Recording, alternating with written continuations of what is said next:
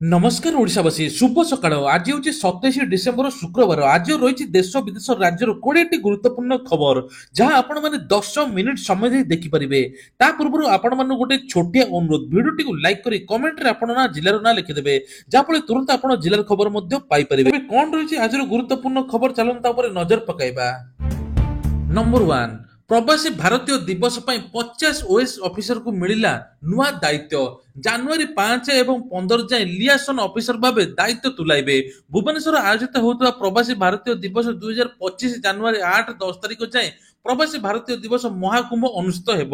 ଏହା ପୂର୍ବରୁ ନୂଆଦିଲ୍ଲୀରେ 18ତମ ପ୍ରବାସୀ ଭାରତୀୟ ଦିବସରେ ୱେବସାଇଟରେ ଲଞ୍ଚ ହୋଇଛି। ତେବେ ଏହି ଅବସରରେ ମୁଖ୍ୟମନ୍ତ୍ରୀ ମୋହନ ଚରଣ ମାଝୀ ଉପସ୍ଥିତ ମଧ୍ୟ ଥିଲେ। ୱେବସାଇଟକୁ ଲଞ୍ଚ କରି ବୈଦେଶିକ ମନ୍ତ୍ରୀ ଏସ୍ ଜୟଶଙ୍କର କହିଛନ୍ତି ଯେ ଭାରତ ସରକାର ସବୁବେଳେ ବିଶ୍ୱବ୍ୟାପୀ ପ୍ରବାସୀ ଭାରତୀୟଙ୍କ ଉନ୍ନତି ଏବଂ ପ୍ରଗତିକୁ ଅଗ୍ରାଧିକାର ଦେଇ ଆସିଛନ୍ତି। ଆଉ ପ୍ରଧାନମନ୍ତ୍ରୀ ମୋଦି ନିୟମିତ ଭାବେ ବିଦେଶ ଗସ୍ତରେ ଯାଉଥିବା ବେଳେ ସେ ନିୟମିତ ଭାବେ ପ୍ରବାସୀ ଭାରତୀୟଙ୍କ ସହ ମତ ବିନିମୟ କରିଥାନ୍ତି। ତେବେ କୁହାଯାଉଛି ଏବେ ବିଭିନ୍ନ ପାର୍କ ମାନଙ୍କରେ ମଧ୍ୟ ପ୍ରବାସୀ ଭାରତୀୟ ଦିବସ ଚାଲୁଛି। ଛୋଟ ଛୋଟ ପିଲାଙ୍କର କଳା କୃତି ତା ସହିତ ବିଭିନ୍ନ ନାଚ ଗୀତରେ ମଧ୍ୟ ପ୍ରତିଯୋଗିତା ହେଉଛି ଯାହା ଫଳରେ ବିଭିନ୍ନ ପ୍ରକାର ପ୍ରାଇଜ ମଧ୍ୟ ଦିଆଯାଉଛି। ପ୍ରଧାନମନ୍ତ୍ରୀ ରାଷ୍ଟ୍ରୀୟ ବାଲ ପୁରସ୍କାର ଛାତ୍ରଛାତ୍ରୀଙ୍କୁ ପ୍ରଦାନ କଲେ ରାଷ୍ଟ୍ରପତି। ତେବେ କୁହାଯାଉଛି ରାଷ୍ଟ୍ରୀୟ ବାଲ ପୁରସ୍କାର ପ୍ରଦାନ କରିଛନ୍ତି ରାଷ୍ଟ୍ରପତି ଦ୍ରୌପଦୀ ମୁର୍ମୁ। ଏଠାରେ 17 ଜଣ ବାଳକ ବାଳିକା ପୁରସ୍କାର ଦିଆଯାଇଛି। ଏହି ଅବସରରେ ରାଷ୍ଟ୍ରପତି ଛାତ୍ରଛାତ୍ରୀମାନଙ୍କୁ ଉଦ୍ବୋଧନ ଦେବା ସହିତ ଅଭିବାଦନ ମଧ୍ୟ କରିଛନ୍ତି। ଓଡ଼ିଶାର ବିଦାୟୀ ରାଜ୍ୟପାଳ ରଘୁବର ଦାସଙ୍କୁ ଏବେ ସାକ୍ଷାତ କରିଛନ୍ତି ଜନଜାତି ଛାତ୍ରଛାତ୍ରୀମାନେ। ରାଜ୍ୟପାଳ ରଘୁବର ଦାସ କିସ୍ ଛାତ୍ରଛାତ୍ରୀଙ୍କୁ ଦେଖି ବେଶ୍ ବିମୋହିତ ହେବା ସହିତ ସେମାନଙ୍କୁ ସମ୍ବର୍ଦ୍ଧିତ କରି କଲମ ଉପହାର ପ୍ରଦାନ କରିଥିଲେ। ଏହା ସହିତ ଜନଜାତିଙ୍କ ପାଇଁ ନିଜ ଜୀବନ ଉତ୍ସର୍ଗ କରିଥିବା ଅଚ୍ୟୁତ ସାମନ୍ତ ରାଜ୍ୟପାଳଙ୍କୁ ପ୍ରଶଂସା ମଧ୍ୟ କରିଥିଲେ। ତେବେ ରାଜ୍ୟପାଳ ଆହୁରି ମଧ୍ୟ କହିଛନ୍ତି ପିଲାଙ୍କ ଭବିଷ୍ୟତ ପାଇଁ ଶ୍ରୀ ସାମନ୍ତ କାର୍ଯ୍ୟରେ ଭୂୟସୀ ପ୍ରଶଂସା କରିଛନ୍ତି। ଆଉ କିସ୍ ଏବଂ କ୍ରିସ୍ର ପ୍ରତିଷ୍ଠାତା ଯୋଗୁଁ ଆଜି ପିଲାମାନେ ବହୁତ ଉନ୍ନତି କରୁଛନ୍ତି ଯାହାଫଳରେ ପିଲାଙ୍କ ଭବିଷ୍ୟତ ମଧ୍ୟ ଏଇଠି ଗଢି ଉଠୁଛି। ଏଥର କଲେଜରେ ହେବ ନିର୍ବାଚନ। 2024-25 ଶିକ୍ଷାବର୍ଷରେ ହେବାକୁ ଯାଉଛି ଛାତ୍ର କଲେଜ ନିର୍ବାଚନ। ତେବେ ଏ ନେଇକି ମୁଖ୍ୟମନ୍ତ୍ରୀ ମୋହନ ଚରଣ ମାଝୀ ଘୋଷଣା କରିଛନ୍ତି। ସେ କହିଛନ୍ତି ଛାତ୍ର ନିର୍ବାଚନ ପାଇଁ ପ୍ରକ୍ରିୟା ଆରମ୍ଭ ହୋଇଛି। ଛାତ୍ର ସଂସଦ ନିର୍ବାଚନ ବନ୍ଦ କରାଯିବ ନାହିଁ। କିଛି ଚକ୍ରାନ୍ତ କରି ଛାତ୍ର ନିର୍ବାଚନ ବନ୍ଦ କରିଥିଲେ ପୂର୍ବ ସରକାର, କିନ୍ତୁ 2018ଠୁ ବନ୍ଦ ହେଇଛି, କିନ୍ତୁ ଏବେ ଆଉ ବନ୍ଦ ହେବ ନାହିଁ। ରାଷ୍ଟ୍ର ପୁନଃ ନିର୍ମାଣ ପାଇଁ ଛାତ୍ରଛାତ୍ରୀମାନେ ଏକାଠି ହୁଅନ୍ତୁ। ବିକଶିତ ଓଡ଼ିଶା ଗଠନ ପାଇଁ ଯୁବ ଶକ୍ତି ଦରକାର ବୋଲି କହିଛନ୍ତି। ତେବେ ଆଉ ଗୋଟେ ଦୁଃଖ ଖବର, ପୂର୍ବତନ ପ୍ରଧାନମନ୍ତ୍ରୀ ମନମୋହନ ସିଂ ଗୁରୁବାର ରାତିରେ ପରଲୋକ ହୋଇଛନ୍ତି। ମୃତ୍ୟୁ ବେଳକୁ ତାଙ୍କୁ 92 ବର୍ଷ ହୋଇଛି। ସନ୍ଧ୍ୟାରେ ଶେଷ ନିଶ୍ୱାସ ଦେବା ପରେ କଷ୍ଟ ଅନୁଭବ ହେବାରୁ ତାଙ୍କୁ ଦିଲ୍ଲୀ ଏମ୍ସରେ ଭର୍ତ୍ତି କରାଯାଇଥିଲା। ଗୁରୁବାର ସନ୍ଧ୍ୟା 8ଟାରେ ତାଙ୍କୁ ହସ୍ପିଟାଲରେ ଭର୍ତ୍ତି କରାଯାଇଥିବା ବେଳେ ରାତି ପ୍ରାୟ 9:15ରେ ଶେଷ ନିଶ୍ୱାସ ତ୍ୟାଗ କରିଛନ୍ତି। ମନମୋହନଙ୍କ ମୃତ୍ୟୁ ଖବରକୁ ନେଇ ବରିଷ୍ଠ କଂଗ୍ରେସ ନେତା କେସି ଭେନୁଗୋପାଳ ଗଣମାଧ୍ୟମକୁ ମଧ୍ୟ ସୂଚନା ଦେଇଛନ୍ତି। ट्रांसजेंडरଙ୍କ ପାଇଁ ସ୍ୱତନ୍ତ୍ର କ୍ଲିନିକ ପୂର୍ଣ୍ଣତା। Hi tech medical college hospital Odisha transgender ମହାସଂଘ ସଖା ସହଯୋଗ ମିଳିତରେ ହାଇଟେକ୍ ମେଡିକାଲ କଲେଜ ପରିସରରେ ଗୋଟିଏ ଛାତ୍ରାଳୟ ଟ୍ରାନ୍ସଜେଣ୍ଡରଙ୍କ ପାଇଁ ସ୍ୱାସ୍ଥ୍ୟ ଅବସ୍ଥା ଚିକିତ୍ସା ହେବ।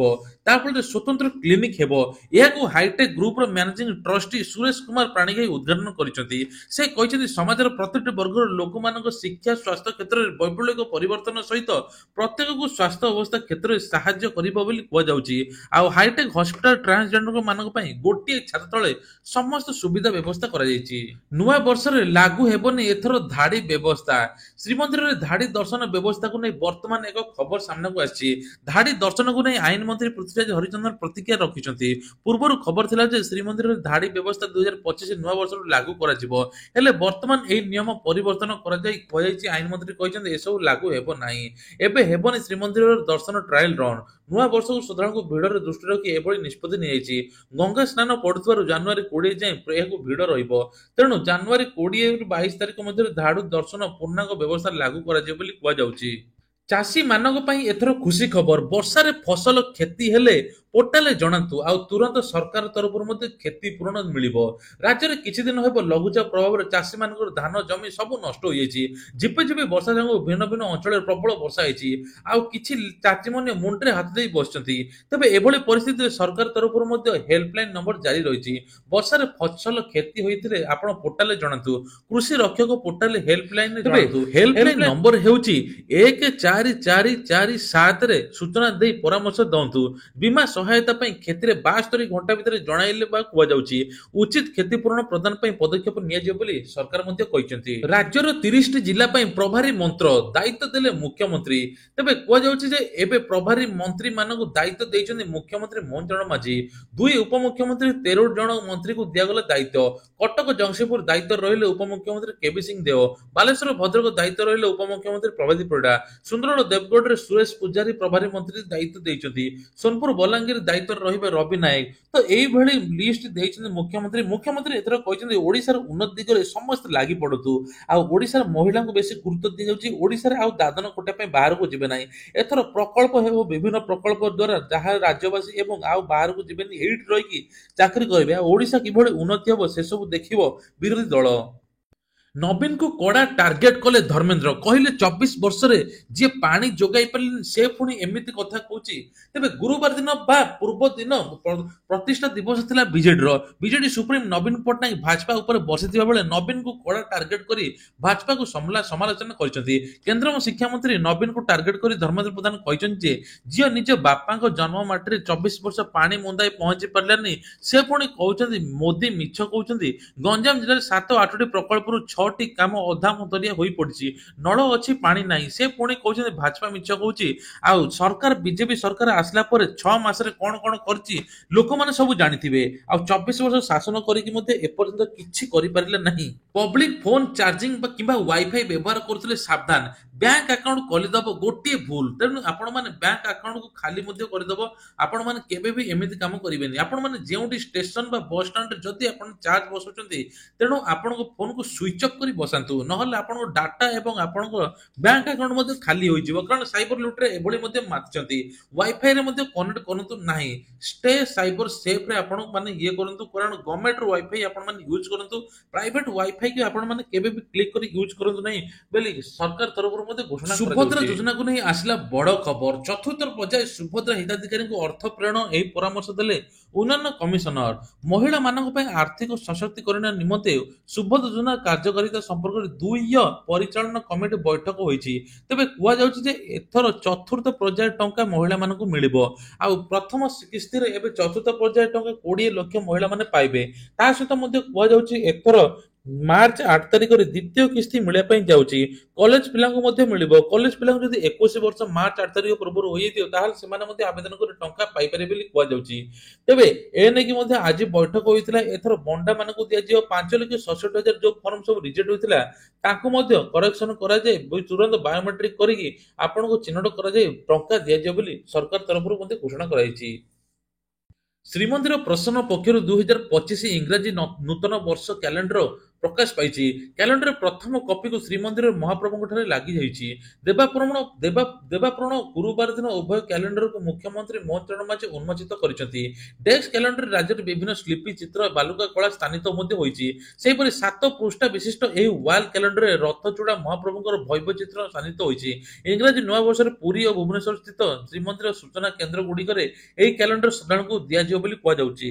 ପ୍ରଥମ ଭାରତୀୟ ଦ୍ରୁତ ବୋଲର ଭାବେ ଇତିହାସ ରଚିଲେ ଯଶପ୍ରୀତ ବୁମରା। ତେବେ ଦ୍ରୁତ ବୋଲର ଭାବେ ଯଶପ୍ରୀତ ବୁମରା ଅନ୍ତର୍ଜାତୀୟ କ୍ରିକେଟ ପରିଷଦର ବୋଲିଂ ରାଙ୍କିଙ୍ଗରେ 904 ଅଙ୍କ ହାସଲ କରି ଇତିହାସ ରଚିଛନ୍ତି। ସେ ସ୍ପିନର ଏବଂ ରବିଚନ୍ଦ୍ର ଅଶ୍ୱିନ ଭାରତୀୟଙ୍କୁ ରେକର୍ଡ ସମକକ୍ଷ ହୋଇଛନ୍ତି। ବୁମରା ଅଷ୍ଟ୍ରେଲିଆ ବିପକ୍ଷରେ ବ୍ରିସବେନରେ ଖେଳାଯାଇଥିବା ତୃତୀୟ ଟେଷ୍ଟରେ 94 ରନ୍ ଦେଇ 9ଟି ୱିକେଟ ନେଇଥିଲେ। ଏଥିରେ 14ଟି ରେଟିଂ ପଏଣ୍ଟ ମିଳିଥିଲା। ଫଳରେ ଅଶ୍ୱିନଙ୍କ ରେକର୍ଡର ସମକକ୍ଷ ହେବା ସହିତ ବୋଲର ରାଙ୍କିଙ୍ଗରେ ଶୀର୍ଷରେ ପହଞ୍ଚି ନିଜ ସ୍ଥିତି ସୁଦୃଢ କରିଛନ୍ତି। ଅଦିନିଆ ବର୍ଷାକୁ ନେଇ ଚିନ୍ତାରେ ଚାଷୀ। ଶାଗ ମାଛ ଦରରେ ବିକ୍ରି ହେଉଛି ପନିପରିବା। ତେବେ ଗତ 4 ଦିନ ହେବ ପନିପରିବା ଶାଗ ମାଛ ଦରରେ ବିକ୍ରି ହେଉଛି। ସବୁଠୁ ଶସ୍ତା ପରିବା। ବର୍ଷାରେ ପଚି ସଢ଼ି ଯାଉଛି ପନିପରିବା, ତେଣୁ ସବୁଆଡେ 5ରୁ 10 ଟଙ୍କା ରହିଛି ବୋଲି କୁହାଯାଉଛି।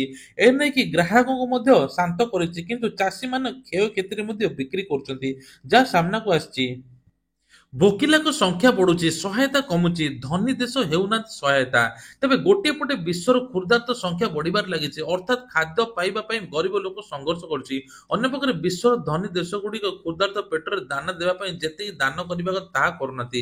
ଜାତିସଂଘର କହିବା ଅନୁଯାୟୀ 2025 ମସିହାରେ କ୍ଷୁଧାର୍ତ ପୀଡ଼ିତ 307 ନିୟୁତ ଲୋକଙ୍କୁ ମାନବିକ ସହାୟତା ଆବଶ୍ୟକ। କିନ୍ତୁ ଜାତିସଂଘ ଏମାନଙ୍କ ପାଇଁ ଆବଶ୍ୟକ ମୋଟ ଅର୍ଥରୁ ପ୍ରାୟ 60% ସଂଗ୍ରହ କରିଥିବା ସମର୍ଥ ହେବ ବୋଲି ଆକଳନ କରାଯାଉଛି। ତେଣୁ ଅତି କମରେ 117 ନିୟୁତ ଲୋକେ ଖାଦ୍ୟ କିମ୍ବା ସହାୟତା ପାଇଁ 2025 ମସିହାରେ ପାଇବେ ନାହିଁ, ଯାହାଫଳରେ ମଧ୍ୟ କିଛି ଲୋକ ଏମିତି ମରିଯିବେ ବୋଲି କୁହାଯାଉଛି। ତେଣୁ ଏ ନେଇକି ସରକାର ତରଫରୁ ଯେତେ ସହାୟତା କଲେ ମଧ୍ୟ ଲୋକ କିଛି କାମ ଏବଂ ଚାକିରି କେବେ ଯୋଗାଇ ଦେବା ଦରକାର ବୋଲି କୁହାଯାଉଛି। ଭାରତରେ ପାଖାପାଖି ଅଧିକ ଭିକାରୀ ଅଛନ୍ତି, ତାଙ୍କୁ ମଧ୍ୟ କିଛି ନୂତନ ପ୍ରକାର କାର୍ଯ୍ୟ ଦେବା ଦରକାର, ଯାହାଫଳରେ ଭାରତ ଆଗକୁ ଉନ୍ନତି କରିବ। ସେକେଣ୍ଡ ହ୍ୟାଣ୍ଡ କାର୍ କିଣୁଥିଲେ ଆପଣଙ୍କୁ ଦେବାକୁ ପଡିବ 18% ଜିଏସଟି। ଏନେଇ ସରକାର ତରଫରୁ ମଧ୍ୟ ବଡ ଘୋଷଣା କରାଯାଇଛି। ଏଭଳି ପରିସ୍ଥିତିରେ ମଧ୍ୟବିତ୍ତଙ୍କ ପାଇଁ ଏକ ଚିନ୍ତାର କାରଣ ପାଲଟିଛି। ସେକେଣ୍ଡ ହ୍ୟାଣ୍ଡ କାର୍ ସେହି ଲୋକଙ୍କ ଦ୍ୱାରା କିଣାଯାଏ ଯେଉଁମାନଙ୍କର ନୂଆ କାର୍ କିଣିବା ବଜେଟ୍ ନାହିଁ। ଏଭଳି ପରିସ୍ଥିତିରେ 18% ଜିଏସଟି ଯୋଗୁଁ ପୁରୁଣା କାର୍ କିଣିବା ପକେଟ୍ ଉପରେ ଭାରି ପଡିବ ବୋଲି କୁହାଯାଉଛି।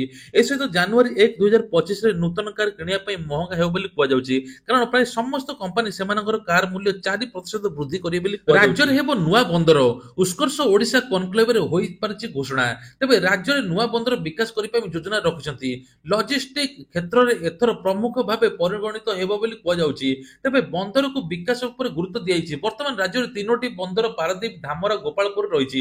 କିଛି ଦିନ ତଳେ ମୁଖ୍ୟମନ୍ତ୍ରୀ ମୋହନ ଚରଣ ମାଝୀ ତାଙ୍କ ଟିମ୍ ସିଙ୍ଗାପୁର ଗସ୍ତ ସମୟରେ ଏବେ ଜୁରଙ୍ଗ ପେଟ୍ରୋକେମିକାଲ ଏବଂ କମ୍ପ୍ଲେକ୍ସ ବନ୍ଦର ଏବେ ପରିଦର୍ଶନ କରି ସେହି ଢାଞ୍ଚାକୁ ଓଡ଼ିଶାରେ ଲାଗୁ କରିବା ପାଇଁ କୁହାଯାଇଛି। ତେବେ ଓଡ଼ିଶାରେ ବିଭିନ୍ନ ପ୍ରକାର ବନ୍ଦର ହେବ। ଓଡ଼ିଶା ମେକ୍ ଇନ୍ ଓଡ଼ିଶାରେ କନକ୍ଲେଭ 2025ରେ ବିଭିନ୍ନ ପ୍ରକାର ଶିଳ୍ପ ଏବଂ ବିଭିନ୍ନ ଶିଳ୍ପପତି ଆସିବେ, ଯାହାଫଳରେ ବନ୍ଦର ଉପରେ ମଧ୍ୟ ପ୍ରକଳ୍ପ ହେବ, ଯାହାଫଳରେ ଏଥର ଓଡ଼ିଶାରେ ଆଉ ଦାଦନ ଖଟିବା ପାଇଁ ବାହାରକୁ ଯିବେ ନାହିଁ, ଏଇ ଓଡ଼ିଶାରେ ରହି ଚାକିରି କରିବେ ବୋଲି ମୁଖ୍ୟମନ୍ତ୍ରୀ କହିଛନ୍ତି। ନୂଆ ବର୍ଷରେ ଏବେ ସବୁ କିଛି ଦର ବଢିବ, କୁହାଯାଉଛି ସିଲିଣ୍ଡର ଦର ମଧ୍ୟ ବଢିବ। ତା ସହିତ ମଧ୍ୟ ତେଲ, ଡାଲି, ଲୁଣଠୁ ଆରମ୍ଭ କରି ସବୁ କିଛି ଦର ବଢିବ। ପପକର୍ନରେ ମଧ୍ୟ 18% ଜିଏସଟି ଲାଗିବ। ତ ନୂଆ ବର୍ଷରେ ଏଥର କିଛି ରେଟ୍ କମିବ ନାହିଁ। ସରକାର ଯୋଜନା ପରେ ଯୋଜନା କରୁଛନ୍ତି, କିନ୍ତୁ ସେପଟେ ସବୁ ଦର ବଢୁଛି। ରାସନ କାର୍ଡରେ ଏବେ ନୂଆ କଥା, ରାସନ କାର୍ଡରେ ଏବେ ଗହମ ମିଳିବ, ତା ସହିତ ରାସନ କାର୍ଡରେ ବାହାର ରାଜ୍ୟ ମାନଙ୍କରେ 9 ପ୍ରକାର ଜିନିଷ ମିଳୁଛି, ତେଲ, ଡାଲି, ଲୁଣ ମିଳୁଛି, କିନ୍ତୁ ଏଇଠି ମିଳୁନାହିଁ। ଏବେ ଓଡ଼ିଶାରେ ପାଖାପାଖି ରାସନ କାର୍ଡରେ ଏବେ 1000 ଟଙ୍କା ଯୋଗାଇ ଦେବେ ସରକାର, ଏ ନେଇକି ମଧ୍ୟ ଘୋଷଣା ହେଇଛି। କେନ୍ଦ୍ର ସରକାର କହିଛନ୍ତି ଯେଉଁମାନେ ଇ କେୱାଇସି କରିନାହାନ୍ତି ତୁରନ୍ତ ଇ କେୱାଇସି କରିଦିଅନ୍ତୁ, ଯାହାଫଳରେ ଏବେ 1000 ଟଙ୍କା ମଧ୍ୟ ରାସନ କାର୍ଡରେ ସରକାର ଯୋଗାଇ ଦେବେ। ମହିଳାଙ୍କ ପାଇଁ ଖୁସି ଖବର, ନୂଆ ବର୍ଷରେ ମହିଳାଙ୍କୁ ଭେଟି ଦଉଛନ୍ତି ସରକାର। କେନ୍ଦ୍ର ସରକାରଙ୍କ ନୂଆ ନିୟମ ଏଥର ମହିଳାମାନେ ମାନଙ୍କ ପାଇଁ ନୂତନ ପ୍ରକାର ଯୋଜନା କରୁଛନ୍ତି। ମହିଳା କିଭଳି ସ୍ୱାବଲମ୍ବୀ ଏବଂ ଆତ୍ମନିର୍ଭରଶୀଳ କରିପାରିବେ, ନୂଆ ନୂଆ ଯୋଜନା ସରକାର ମଧ୍ୟ ବାହାରି କରୁଛନ୍ତି। କୁହାଯାଉଛି ଯେ ମହିଳାମାନେ ମିଶନ ଶକ୍ତି ଦ୍ୱାରା ବିଭିନ୍ନ ପ୍ରକାର ଯୋଜନାରେ ସାମିଲ ହୋଇପାରିବେ ଏବଂ କିଛି ତାଲିମ ନେଇପାରିବେ। ତାଲିମ ନେବା ପରେ ତାଙ୍କୁ 15,000 ଟଙ୍କା ଯୋଗାଇ ଦେବେ ସରକାର। ପ୍ରତିଦିନ 500 ଟଙ୍କା ବଦଳରେ ଏବେ ତାଲିମ 15,000 ଟଙ୍କା ଯୋଗାଇବେ। ତା ସହିତ 2 ଲକ୍ଷ ପର୍ଯ୍ୟନ୍ତ ମଧ୍ୟ ଋଣ ନେଇପାରିବେ, ଯାହାଫଳରେ ନିଜେ ବିଜନେସ କରିକି ଉଦ୍ୟୋଗପତି ହୋଇପାରିବେ। ତା ସହିତ ଆଧାର କାର୍ଡକୁ ନେଇକି ଅପଡେଟ, ଆପଣ ଯଦି ଆଧାର କାର୍ଡ 10 ବର୍ଷ ହୋଇଯାଇଛି ତୁରନ୍ତ ଅପଡେଟ କରେଇ ନିଅନ୍ତୁ। କାରଣ ଧରିନିଅ 10 ବର୍ଷ ଗୋଟେ ପିଲା ଅଛି, ତାକୁ 10 ବର୍ଷ ପରେ 20 ବର୍ଷ ହେଇଥିବ, ତାର ଫେସ୍ ଏବଂ ଫିଙ୍ଗରପ୍ରିଣ୍ଟ ସବୁ ଚେଞ୍ଜ ହୋଇଥିବ। ତେଣୁ ଆପଣମାନେ ଅପଡେଟ କରେଇ ନିଅନ୍ତୁ ବୋଲି ସରକାର ତରଫରୁ ମଧ୍ୟ କୁହାଯାଉଛି। ଏ ନେଇକି ଆପଣ ଜାନୁଆରୀ 14 ପର୍ଯ୍ୟନ୍ତ ମାଗଣା ଅଛି, ଆପଣ ଫ୍ରିରେ ମଧ୍ୟ ଅପଡେଟ କରେଇ ପାରିବେ ସବୁ କେନ୍ଦ୍ରକୁ ଯାଇକି। ତେବେ ଆଉ ଗୋଟେ ମଧ୍ୟ ବଡ ଖବର ସରକାରଙ୍କ ତରଫରୁ, ଏଥର ଏସଏଚଜି ମହିଳାଙ୍କ ପାଇଁ ଖୁସି ଖବର। ଏସଏଚଜି ମହିଳାଙ୍କର ପୂର୍ବ ସରକାର ଯେତିକି ଋଣ ନେଇଥିଲେ ଋଣର ସୁଧ ଛାଡ, ଏ ନେଇ ସରକାର ତରଫରୁ ମଧ୍ୟ ବଡ ଘୋଷଣା। 227 କୋଟି ଟଙ୍କା ମଧ୍ୟ ବ୍ୟବହାର ହୋଇଛି। ତେବେ ଇ ଶ୍ରମ କାର୍ଡ ଯାହାର ଅଛି ତାଙ୍କୁ ତୁରନ୍ତ ନୂଆ ରାସନ କାର୍ଡ ସରକାର ଦେବେ, ଏ ନେଇକି ମଧ୍ୟ ବଡ ଘୋଷଣା ହୋଇଛି। ଯଦି ଇ ଶ୍ରମ କାର୍ଡରେ ଆପଣ ପଞ୍ଜୀକରଣ ଅଛି, ଆପଣ ନୂଆ ରାସନ କାର୍ଡ ପାଇବା ପାଇଁ ଯୋଗ୍ୟ ବୋଲି କୁହାଯାଉଛି। ଇ ଶ୍ରମ କାର୍ଡରେ 1 ଲକ୍ଷ ସହାୟତା ମଧ୍ୟ ଦେବେ। ଭତ୍ତା ଟଙ୍କାକୁ ନେଇ ବଡ ଅପଡେଟ, ଜାନୁଆରୀ ମାସରେ ସରକାରଙ୍କ ତରଫରୁ ବଡ ଭେଟି, ଏଥର ଭତ୍ତା ମିଳିବ 3,500 ଟଙ୍କା। କୁହାଯାଉଛି ଜାନୁଆରୀ ମାସରେ ଭତ୍ତା ସରକାର 3,500 ଟଙ୍କା ଦେବେ। 80 ବର୍ଷରୁ ଉର୍ଦ୍ଧ୍ୱ ହିତାଧିକାରୀଙ୍କୁ 3,500 ଟଙ୍କା ମିଳିବ ବୋଲି କୁହାଯାଉଛି। ଯାଜପୁରରେ କିଛି ଭତ୍ତା କେଳେଙ୍କାରୀ ହୋଇଥିଲା। 894 ଜଣ ଯୁବପିଢି ଭେଣ୍ଡିଆ ଟୋକା ନିଜର ବୟସ ବଢାଇ ଜାଲ ସାର୍ଟିଫିକେଟ କରି 90 ଲକ୍ଷ ଟଙ୍କାର ହଡପ କରିଛନ୍ତି। ତଦନ୍ତ ମଧ୍ୟ ଚାଲିଛି। ଆଉ ଭତ୍ତା ଟଙ୍କା ମଧ୍ୟ ଖୁବ୍ ଜଲ୍ଦି ମିଳିବ। ସରକାର ପ୍ରତିଶ୍ରୁତି ମୁତାବକ ଯାହା କରିଛନ୍ତି ସେଇଆ ହିଁ ମିଳିବ ବୋଲି କୁହାଯାଉଛି। ବିଜେପି ସରକାର ଆସିବା ବେଳେ ପ୍ରତିଶ୍ରୁତି ମୁତାବକ ସବୁ କିଛି କରିଛି, ଆଉ ଭତ୍ତା ଟଙ୍କା ବି ମଧ୍ୟ ଖୁବ୍ ଜଲ୍ଦି ମିଳିବ। ତେବେ ଇଏ ଥିଲା ଆଜିର ଦେଶ ବିଦେଶ ରାଜ୍ୟର ଗୁରୁତ୍ୱପୂର୍ଣ୍ଣ ଖବର। ଏଇଭଳିଆ ଖବର ଦେଖିବା ପାଇଁ ହେଲେ ଚ୍ୟାନେଲକୁ ସବସ୍କ୍ରାଇବ କରିଦେବେ।